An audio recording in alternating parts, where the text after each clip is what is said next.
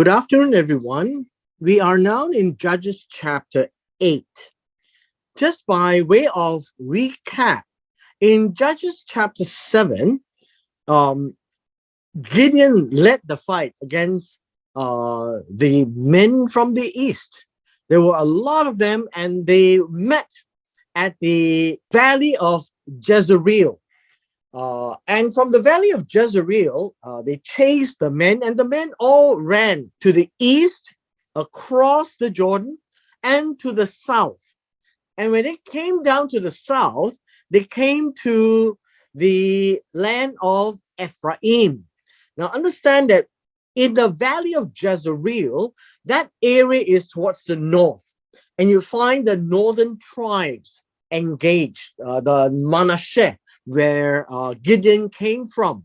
But as they came down from the south to the south, you find that the Gideon went to see the men of Ephraim, and says the men of Ephraim was not willing to participate.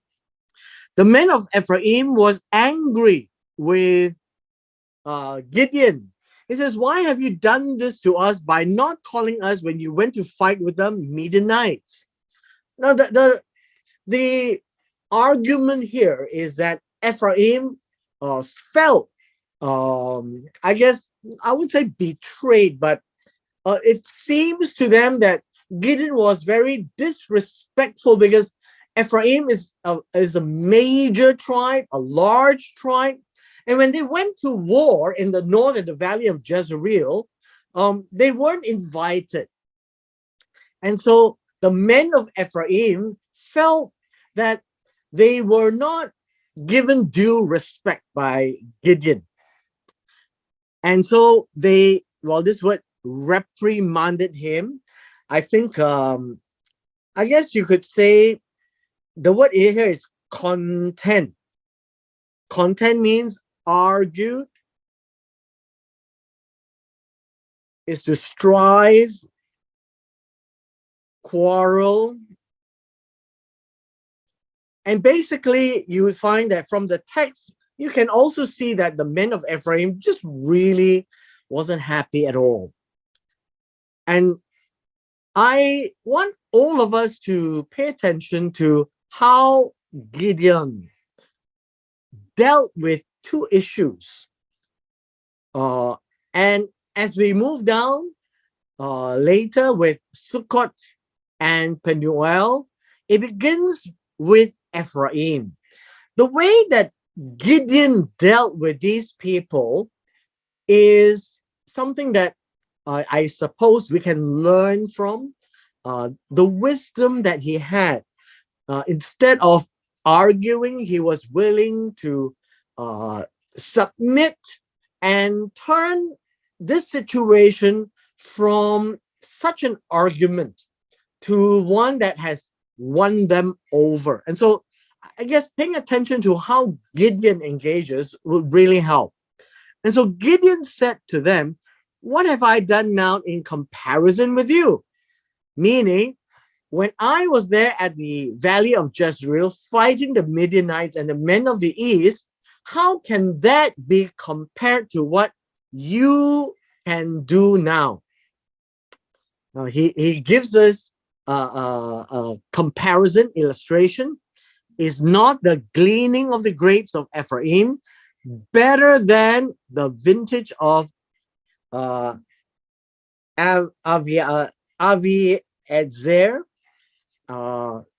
God has delivered into your hands the princes of Midian, Oreb, and Zeev, and what I was able to do in comparison to you. Then their anger toward him subsided when he said that. Now, what did the men of Ephraim actually hear? So, gleaning in verse 2, the idea of gleaning, like gleaning grapes, right? Gleaning is pick the balance. So in the law of gleaning, it was given such that when you harvest the grapes, you leave some grapes around so that the poor the stranger, the Ger, can actually enjoy the fruits of this labor. And so the work of Ephraim is compared to gleaning, meaning the first harvest is already done. The vintage of Aviezer really is to describe to the men of Ephraim that Gideon and his family and the entourage from the Abiezer tribe from Manasseh. Well, yes, they went out and they did the first harvest. But the gleaning by Ephraim is actually better. Now, that's the illustration. Now, why is picking the little grapes better than the main harvest? And so the wisdom of Gideon says this: God has given into your hands, Ephraim, the princes, the chiefs, right? The chiefs of Midian, one, Oreb, and two, Ze'ev. Now, this is important. Why? Because they are going to capture the chiefs. And so Gideon is saying, what did I do? I just went in and confused them, and they thought a big army was after them, and they ran all over the place. They killed each other, and here they ran down south to Ephraim.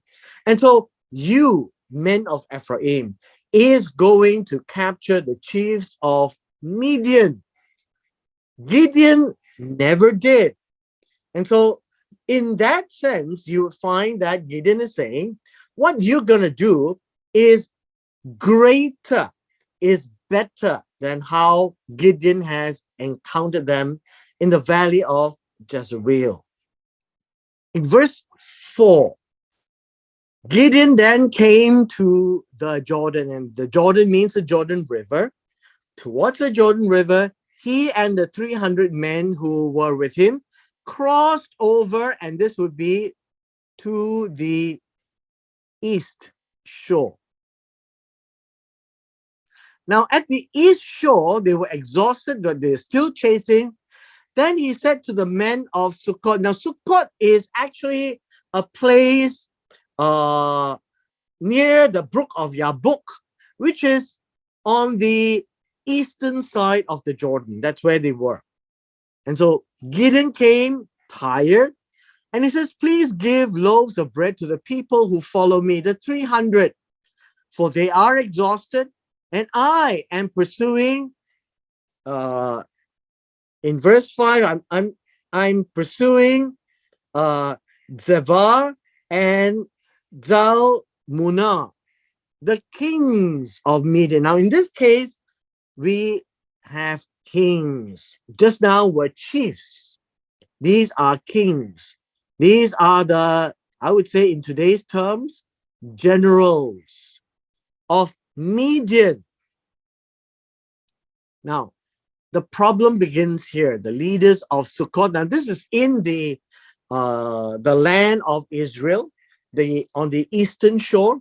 And they said to Gideon, because they think that they are safe, they don't have to worry. He says, are the hands of Zava and Zalmunna now in your hand, that we should give you bread for your army? This is an insult. Not only they never acknowledge Gideon going against the Midianite army and the men from the east, the men from Sukkot, the leaders. Now it says the leaders here in verse 6 are the chiefs, right? The chiefs of Sukkot, the elders perhaps, says, well, I don't need to listen to you. Do you have Zaba and Zalmunna? Are they in your hands? Why do we need to listen to you? In that insult, I can say that Gideon would be extremely angry. And it was necessary to deal with them in punishment because they were ungrateful. And so, as we go down the chapter, gratefulness and gratitude is the theme of this chapter.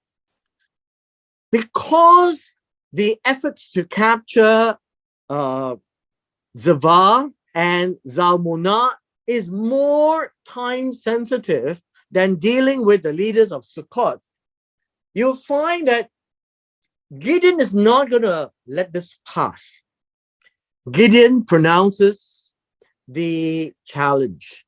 For this cause, when the Lord has given Zava and Zalmunna into my hand, meaning I've captured them, look at what I'm going to do. Then I will tear your flesh with the thorns of the desert and with the briars. These are the thorns and thistles that you find in the desert. What we are seeing in this verse is that Gideon says, I'll be back. And I will deal with you after I have settled with the chiefs or the generals of Midian. So he went up from there and went to Penuel, and he spoke to the men in the same way, the leaders. And the men of Penuel answered him as the men of Sukkot had answered, which is further south of Sukkot. And likely they are going to say this thing: are the hands of Zava and Zalmunna now in your hands that we should give you bread? And so we see he also spoke to the men of Penuel, saying, in the same way, when I come back in Shalom. Now, let me explain this. When I come back in Shalom means I have gone and done the Shalem. Shalem is a verb to mean I have completed my task. I have finished it. Everything that I have set out to do, it is done. Hence, there is Shalom. So when I come back in Shalom, meaning I have finished doing it, I have captured Zava and Zalmunna, I am going to come back and tear down this tower, the tower of Penuel. This is a promise that he says he will deal with both Sukkot and Penuel. Now, Zava and Zalmunna were at Takor, and their armies with them, about 15,000. Let me just put this in numbers. 15,000. All who were left of the army of the people of the east, because the east were made of the Midianites and everybody from that side of the east of the Jordan. For 120,000 men who drew the sword had fallen. This is 120,000 died.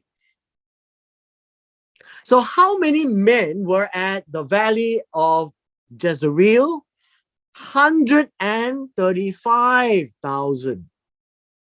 That was a lot of people. It's like locusts. And yet by 300, Gideon went in and God confused them and they ran.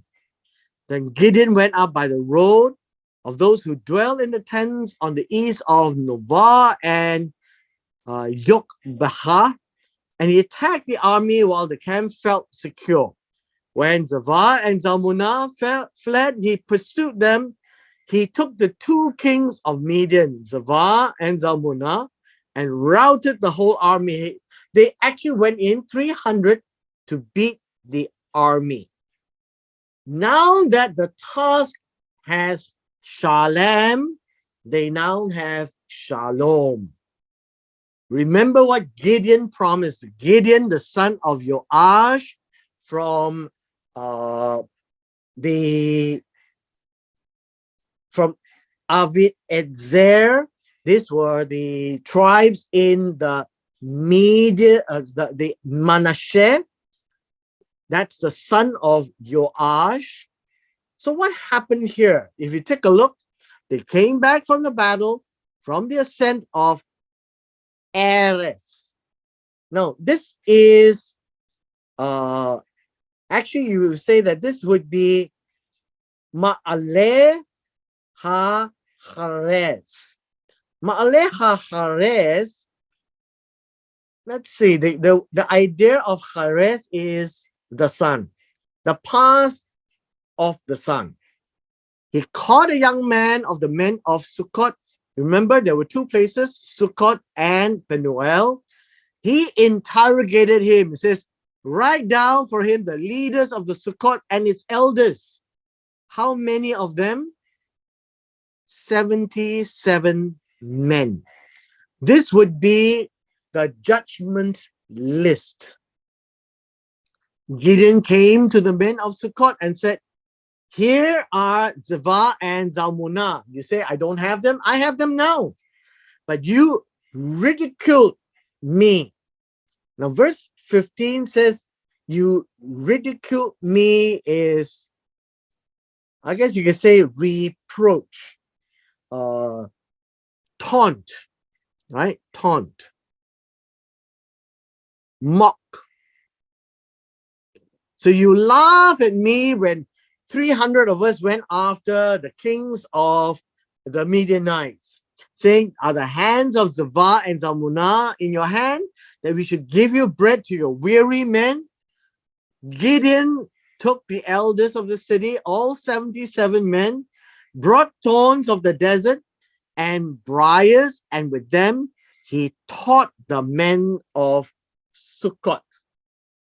Now, this is, I guess, a bit of interesting word. This word taught literally means made known. And in this case, the judgment. So this word taught is not there. Actually, it's about know. He made them know what he meant, right? Gideon made them know what he meant when he said this earlier. Then he went to Penuel, and then he tore down the tower of Penuel. Now, this one, tore down, is pull down. They thought they were safe up there, but no.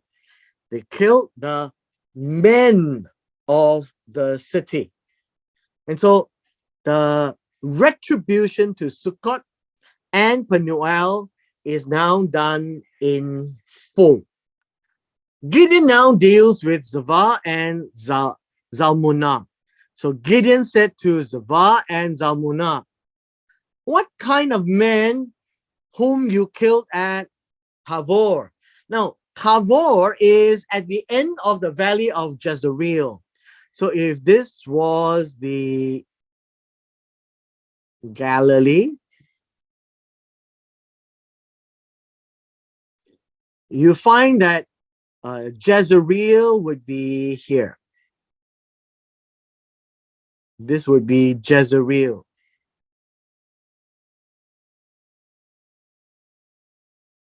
Then you find that the Mount Tabor is somewhere here.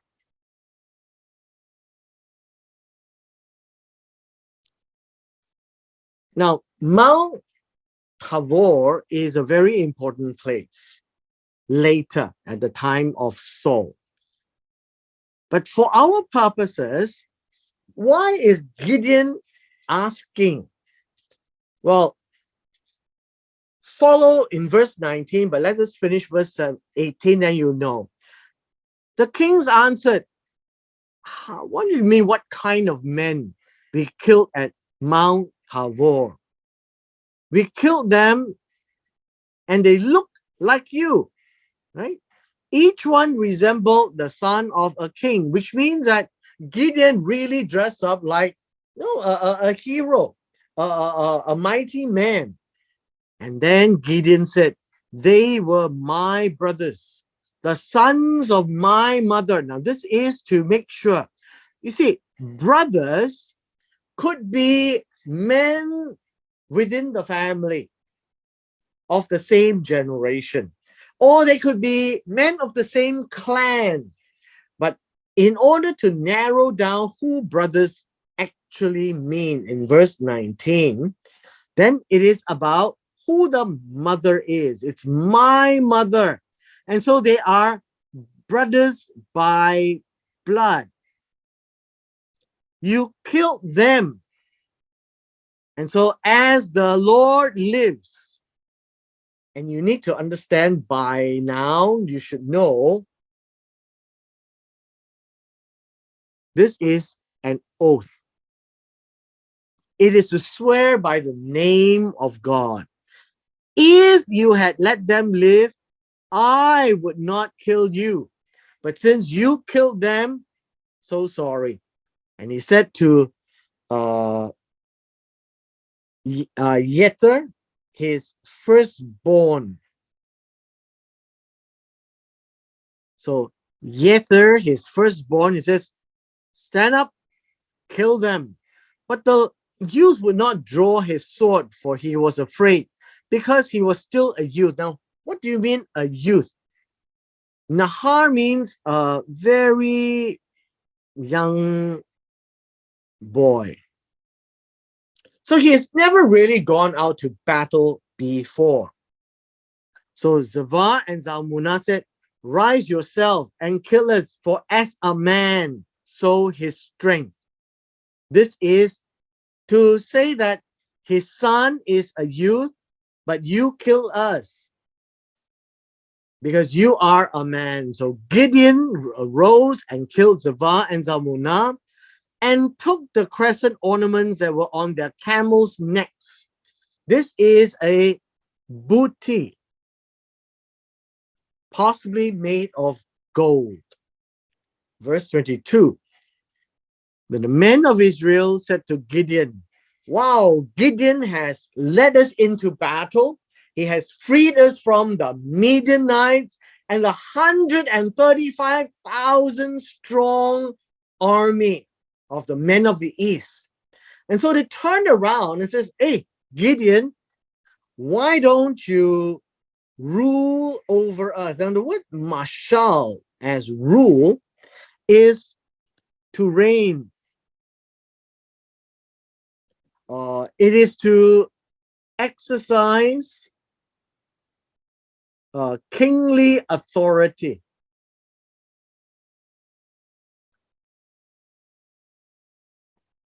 It says, why don't you rule over us, both you and your son and your grandson? Now, what does that mean? It means that why don't your entire family in every generation rule us? For you have delivered us from the hand of Midian. They were so happy with Gideon and finishing the war with just 300. But Gideon said to them, Gideon said, I will not rule over you, nor shall my son rule over you, and of course my grandson. So what did he say? The Lord shall rule over you. Remember, the fight was Jehovah's fight. And so he is your king. Then Gideon said to them, this is what I want you all to do. I would like to make a request to you that each of you would give me the earrings from his plunder. So when they went to kill, they would take away the earrings from their victims, for they had golden earrings because they were Ishmaelites. So the Ishmaelites were also the Midianites. So people from Midian had intermarried with the people who are the family of Ishmael. And hence, they are called Ishmaelites or Midianites, and they are now one and the same. We read this for the first time when Joseph's brothers sold Joseph into Egypt, and the caravan that came by were the Ishmaelites. And so they were traders. And so they had golden earrings, which means that in their ear, right, they had earrings. And each of them were taking that as booty. So remember, when they go out and kill somebody, they take as a booty. Verse 25, and so they answered, of course, we will give you gladly.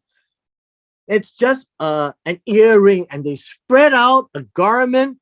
Each man threw into it an earring from his plunder. And the surprising thing is this. Now the weight of the gold earrings that he requested was 1,700 shekels of gold.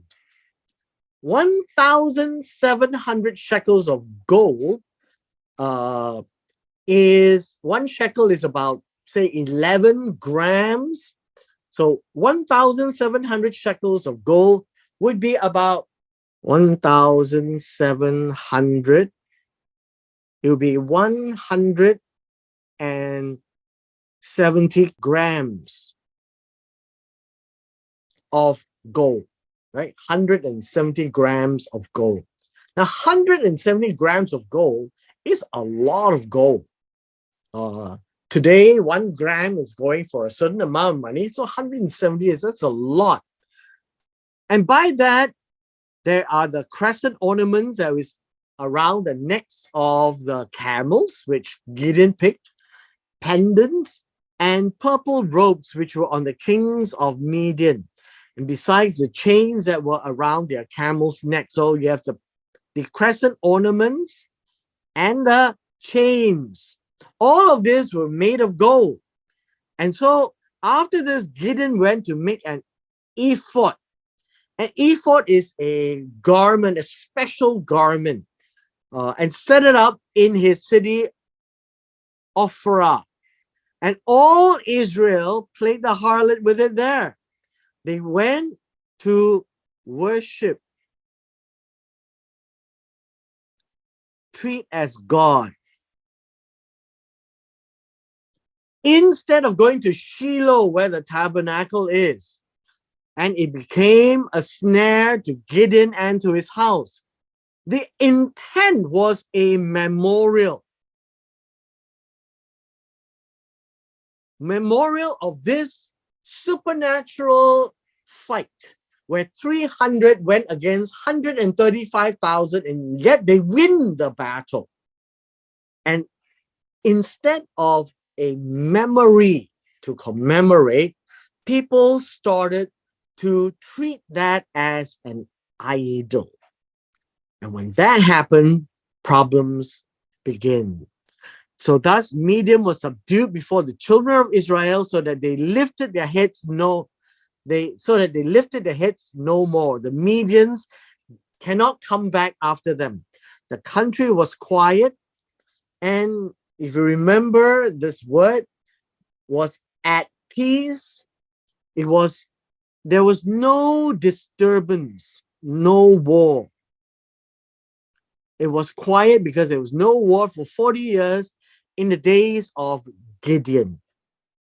We come to the last part of chapter 8. Then Zerubbaal, and that's Gideon's other name, where he was contending against Baalim, the son of Joash, went and dwelt in his own house because he doesn't want to be the king. He went back to Ophrah.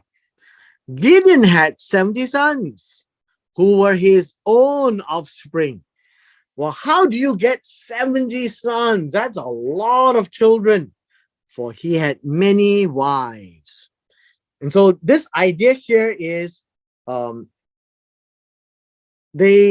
he had a bountiful family and 70 sons to take over or succeed him. Now his concubine, who was in Shechem, also bore him a son. Now he says concubine in the English. I want you to understand that a concubine is somebody who doesn't have the full authority of a wife, right? Uh, no authority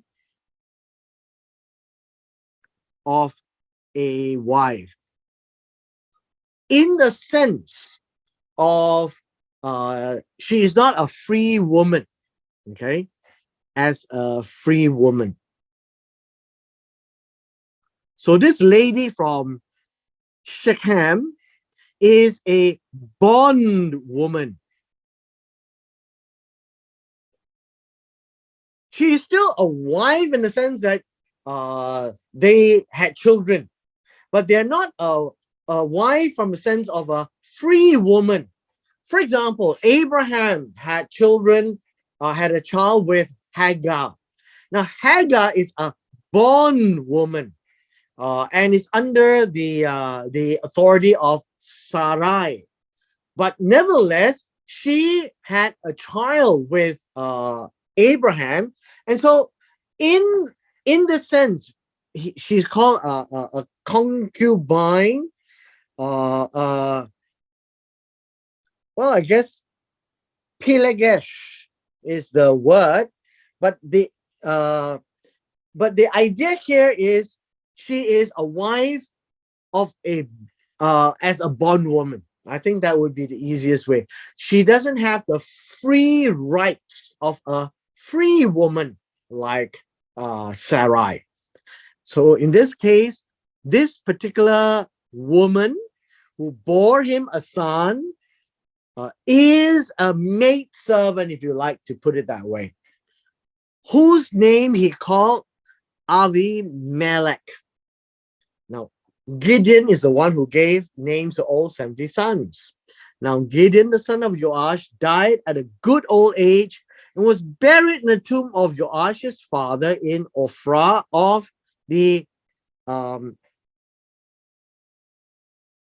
eighth Zir. Right? The eighth Zir is the tribe from Manasseh. As soon as it was when Gideon was dead, the children of Israel again played the harlot with the Baals and made Baal Berit their god. Before that, they were playing the harlot with the ephod. So people then were very superstitious. Or any which thing that they can treat as a god, they can make it into a god. And after Gideon, so the Baalim became the gods. Thus, the children of Israel did not remember the Lord their God after 40 years, who had delivered them from the hands of all their enemies on every side, particularly right before this, the Midianites and the people of the east. Nor did they show kindness. Now, this is what I want to point out to you. To the house of Jerubbaal, in accordance with the good he had done for Israel. In verse 35, what is important is chesed, kindness.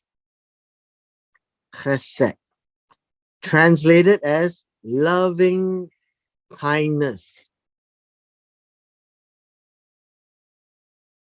The Oriental family culture is this: when a man has done good for you, the future generations, right? The future generations also deserve kindness from the people because they remember what Gideon had done. And so it is extended to his sons. This is an Oriental Eastern practice. In the Hebrew culture, they did quite the same. But God faulted them for lack of loving kindness. They didn't show respect and treated Gideon well. First, the people in Sukkot, then the people in Penuel. They think that Gideon is just, he's got nothing better to do trying to win a war. But God was with him. And so God says, if you had done well and kind to Gideon, God will bless them. But since they haven't, God gave them over. So, what is important in this chapter is that loving kindness as a cultural practice is distinctive of all Eastern people. And so, God gave them the Torah, but God Himself went to pursue the idea of doing tzedakah, doing righteousness, doing what is good, and doing what is kind. All of these have no law, by the way. And so God expects the children of Israel to extend kindness, to take care of those, the fatherless, the widows, the orphans, and all of these who cannot help themselves. And the Israelites who can were instructed to do so.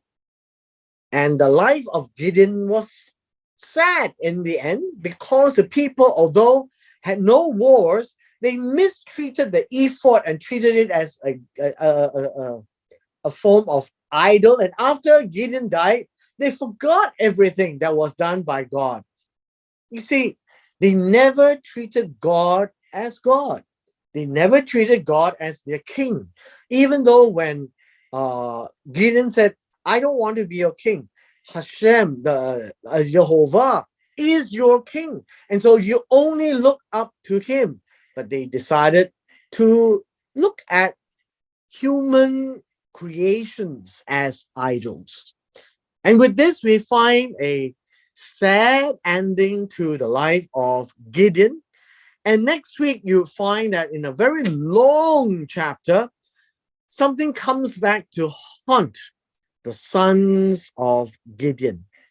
And with this, we come to the end of our session today.